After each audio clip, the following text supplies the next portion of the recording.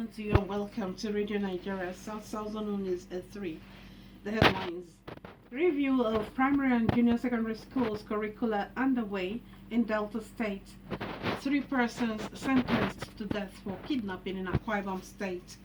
Ethiopia to launch final phase of army's operation in its northern region of Tigray. Today's commentary is on youth development. Details shortly. Nigeria is golden. Let's join hands to build a better country. My name is Rachel Ona with the news. Now the news in full. Stakeholders in education sector have converged on Asaba for curriculum review and development of scheme of work for primary and junior secondary schools in Delta State. Correspondent Sam Eruse reports that participants attending the 9-day workshop expressed the need for school curriculum to be reviewed to solve some problems in the society. The report.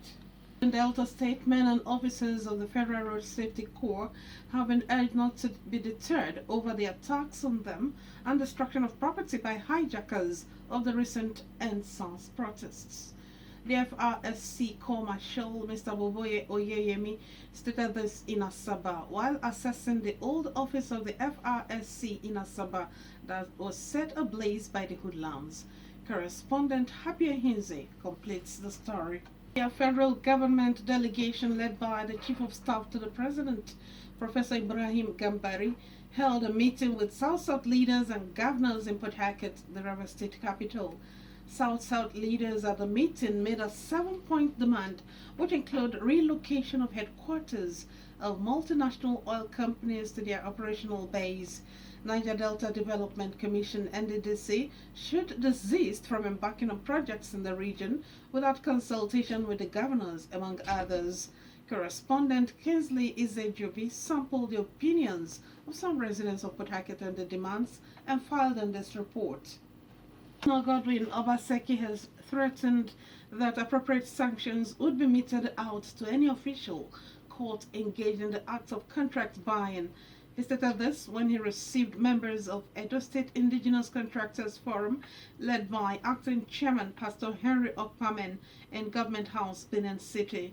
Correspondent Henry Onowewari tells us more. The Akwa Ibom State High Court sitting in Oyo has sentenced 3 persons to death by kidnapping a 4-year-old boy in Ikorinyang Idong village, Oyo local government area. The kidnappers are Victor Bassi, 24-year-old, Anie Didiong Thompson, 35 years old, and Chika Okeke, 30 years old. In his judgment, Justice Okon found the 3 accused guilty of kidnapping, punishable by death under Section 1, Subsection 2 of Akwa Ibom State Internal Security and Enforcement Law 2009. Justice Okon held that the first accused, Victor Etim Bassi, took away the child to the second accused, Anie Diong Ezekiel Thompson, for monetary consideration, which they shared among themselves. The court said while Victor Etim sold the child to Anie Diong Ezekiel at 200,000 naira, who in turn resold the boy to Chika at 450,000 naira, while Chika Okeke also sold him to a woman known as Sister, who is now at large at a sum of 550,000 naira. In her evidence before the court, the mother of the child said she left her son under the care of his sibling while she went to the market on the 18th of November 2016 when the first convict sent him on an errand, only for him to return home without seeing both his brother and the man.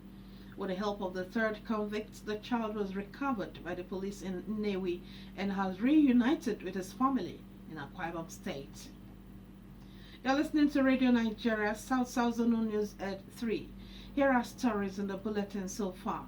Review of primary and junior secondary school curricula underway in Delta State.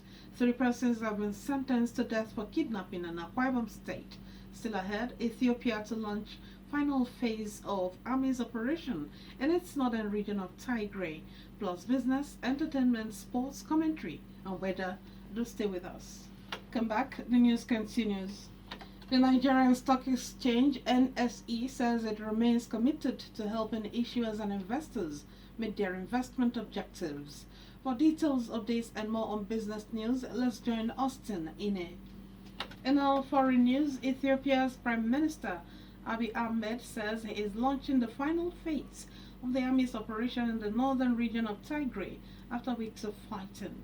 Let's join Emmanuel and Jocko for more on foreign news. Comedian, comedian Basket Mouth has confirmed a new release date for his upcoming comedy web series, Papa Benji. According to the star comedian, the series, which was originally slated for October 30 release, will premiere in an exclusive event in December. The story revolves around Papa Benji, a pepper soup joint owner. It stars Bethel Njoko, Onyebuchi Ojie, Nedu Wazobia, and Basket Mouth. Delectable actress Sonkele Iyama Idalama is grateful to God for curing her son of acute cancer.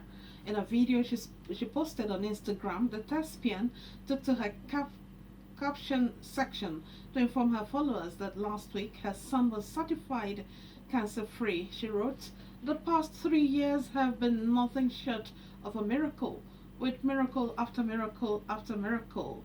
On Monday last week, we got the amazing news nearly 5 months earlier than that predicted that our baby is certified hashtag cancer-free." Danish actor Mads Mikkelsen is to replace John Depp as a rogue wizard Gellert Grindelwald in the Fantastic Beasts series. Depp left the franchise earlier this month after losing a libel case over a 2018 newspaper article which called him a wife beater. Mikkelsen, a Danish actor, has previously starred in films including Casino Royale and Doctor Strange. The third installment of the series is due to be released in summer 2022. The film also stars Eddie Redmayne and Jude Law.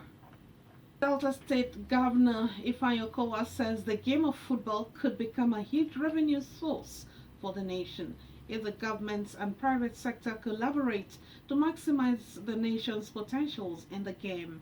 Governor Okowa stated this at the first Delta State Football Summit held in Asaba, the Delta State capital, with a theme, Football as a Tool for Peace and Development and Life After Football.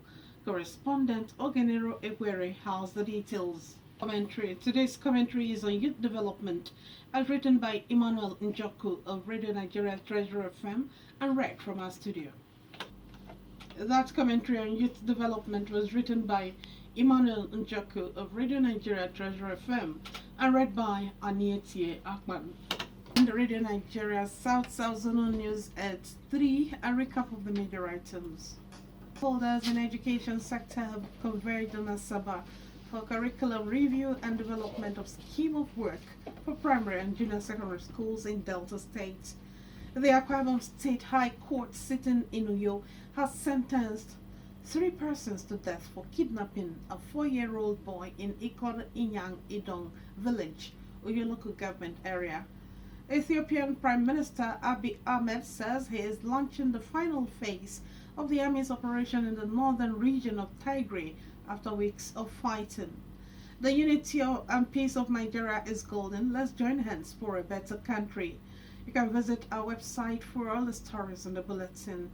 On behalf of the news editor Uzamaka Ong and the production team, my name is Rachel Ona. Thank you very much for listening. Good afternoon.